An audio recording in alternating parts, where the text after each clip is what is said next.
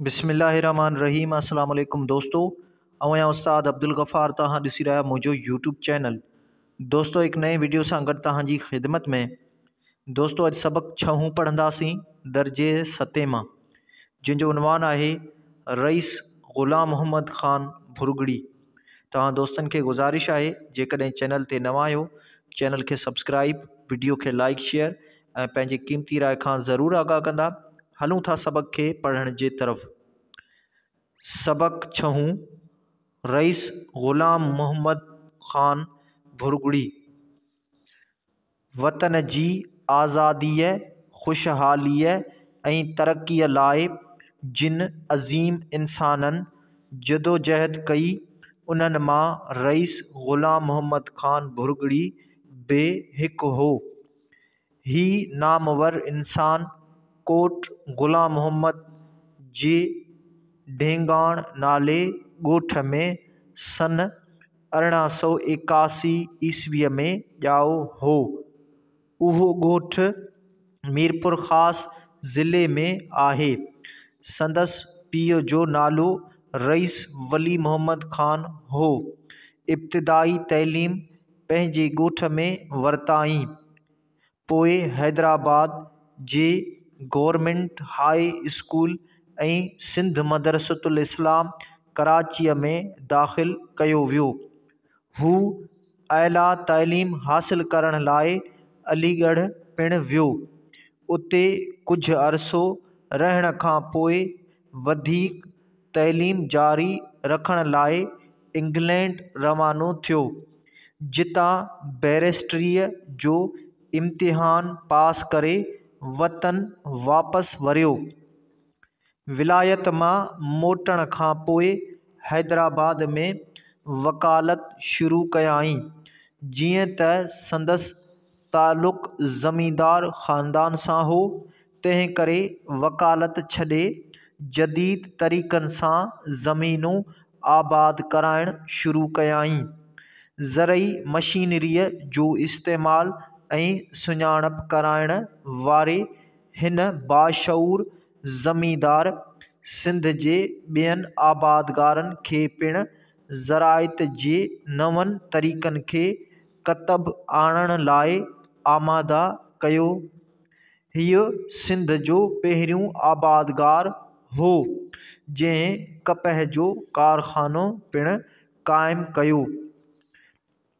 Rice ग़ुलाम मोहम्मद ख़ान भुरगड़ी केतिराई साल Bombay council जो मेंबर बि थी रहियो, जिते मुल्की माण्हुनि जे भले लाइ केतिरियूं ई काराइतियूं रिथूं पास करायाईं।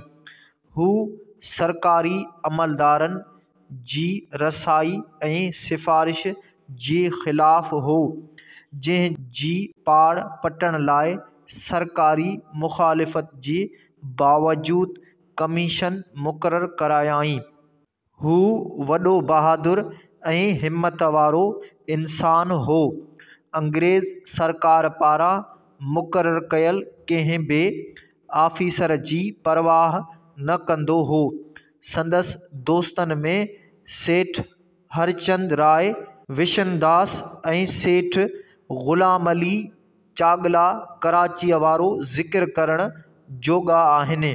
रईस ग़ुलाम मोहम्मद ख़ान भुरगड़ी बम्बई काउंसिल में ग़रीब मुसलमाननि जी तइलीम लाइ सेंस बिल जी रिथ पेश कई, जंहिं मूजिबि हर हिकु ज़मींदार खां ₹1 पुठियां सरकारी ढल ते उन वक़्त जूं 3 पायूं या 1 पैसो तइलीम लाइ वसूल कराइणियूं हुयूं। पर किन ज़मींदारनि उन रिथ खे पास थियण न ॾिनो, तंहिं करे ग़रीब मुसलमाननि जा ॿार मुफ़्त तइलीम हासिल करण वारी सहूलियत खां महरूम रहिजी विया।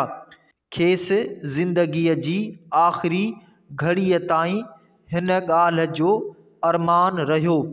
हैदराबाद जी नेशनल कॉलेज खोलाइण में बि संदसि वॾो हथु हो, जंहिं लाइ बम्बई सरकार जे गवर्नर खां ख़ुसूसी इजाज़त हासिल करण लाइ पंहिंजूं ज़ाती कोशिशूं वरिताई।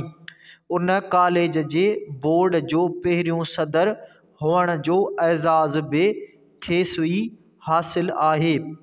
रईस ग़ुलाम मोहम्मद ख़ान भुरगड़ी केतिरनि ई ग़रीब शागिर्दनि जी ॻुझ ॻोह में माली मदद पिणु कंदो हो।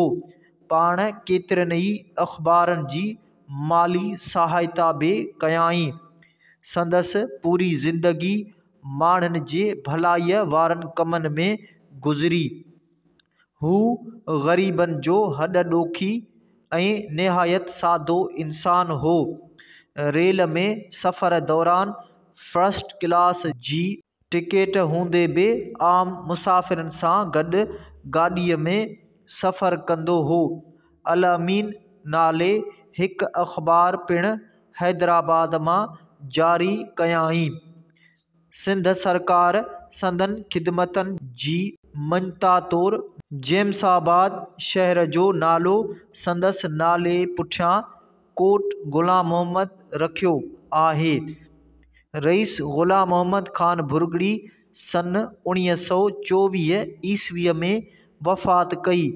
संदसि जनाज़े में हज़ारे हिंदू तोड़े मुसलमान शरीक थिया।